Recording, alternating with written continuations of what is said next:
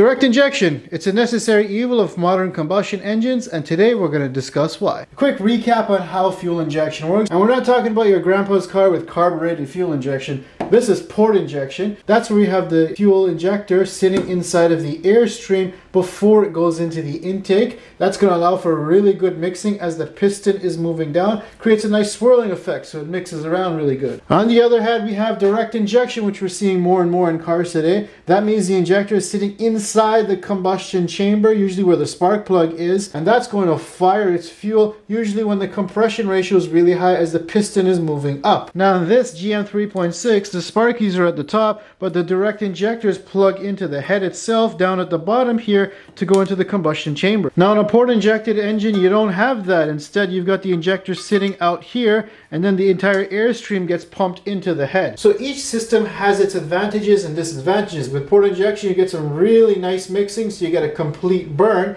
However, with direct injection, because you barely have enough time when the piston is traveling up to fire that injector with a really high compression ratio, there's a chance that not all of that air is going to get burned. You see on top of the piston there's this bowl shape over here, and that's to try and promote the most amount of mixing in the very limited time that this piston has as it's fully compressed. Alright, so maybe under normal operating procedures that's not much of an issue, but let's say you're turbocharging your engine, you're adding a lot of compression, you're squishing this together. The advantage to having that direct injector is that it can spray nice cool fuel to cool off that pressurized heat over here to give you that more clean burn with less NOx emissions, which is great for the environment. Or is it? Now the other advantage is fuel economy. You know exactly how much fuel you've sprayed inside of here, whereas in port injection, the injector is sprayed, but you don't know how much actually made it into the cylinder itself before that valve shuts, because some of that air-fuel mixture could be hanging out inside the intake plenum. Now the setup for port injection is very simple. You've got a fuel rail with some cheap injectors on it, and that sits right on the intake plenum. The low pressure pump in the tank is going to bring money straight out into the airstream. Now the setup for direct injection is a lot more complicated. First of all, you have a fuel rail, which is a lot more upgraded. You've got fuel injectors, which are a lot more heavy duty because they have to withstand the pressure and temperature of that combustion chamber pushing back on them. They've also got piezoelectronics in there, which is a lot more expensive than the simple solenoid based ones.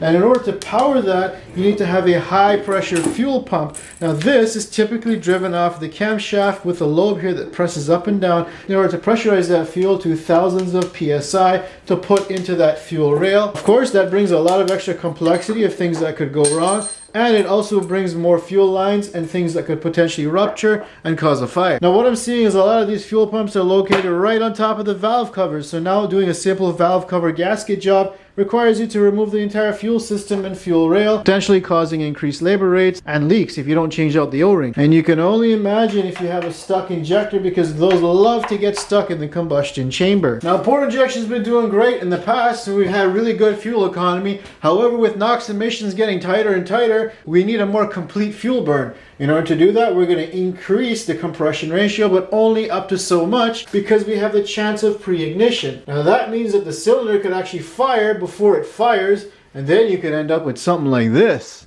That's bad. Now with direct injection, while your piston is compressing up here, you've got bare milliseconds for this direct injector to fire. So while we're not really hardware limited, the milliseconds that we have for this thing to fire means that we can sometimes never get enough fuel to go in there at really high RPM. However, with port injection, you can dump as much fuel as you want in there, even if the intake valve is closed. And now we discuss the true cost of direct injection, and that's carbon buildup. We've got the PCV system always dumping oily air inside of the intake. Now if you got port injection, gasoline is a natural cleaner and it cleans off the intake valves. But take a look at this car. It's got 140,000 kilometers only on it, and the back of that valve is full of carbon, and it's absolutely caked on there.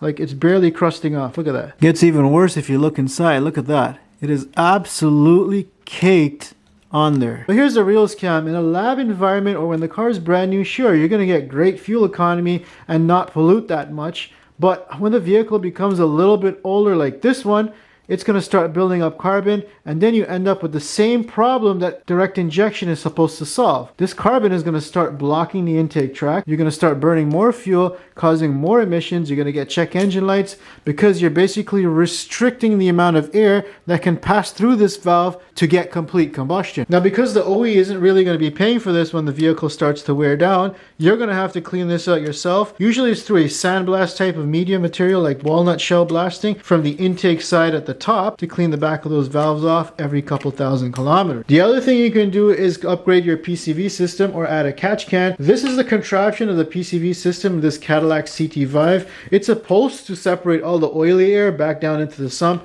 and bring the cleaner air into the intake, but clearly it was not working in this vehicle's lifetime. The other thing is oils are getting thinner and thinner. They're running like 0W8 in new cars nowadays, and that's because of these low tension oil rings to give you better fuel economy. The thing with thinner oils is that they tend to evaporate, and then that's not good for the intake system. So the real question is, why can't we get away with both systems and use dual injection instead? And Toyota's been doing this for 2 decades now. That's a direct injection pump, and that's the port injection rail down there on this D4S system in my Lexus GS350. And of course the answer to that, like anything, is cost. Now, dual injection is great because it would solve all these issues, but I want you to tell me in the comment section down below what your experience is with your gasoline direct injection car, and if you think all of this expense is actually worth it. Make sure you subscribe if you want to see more videos just like this one.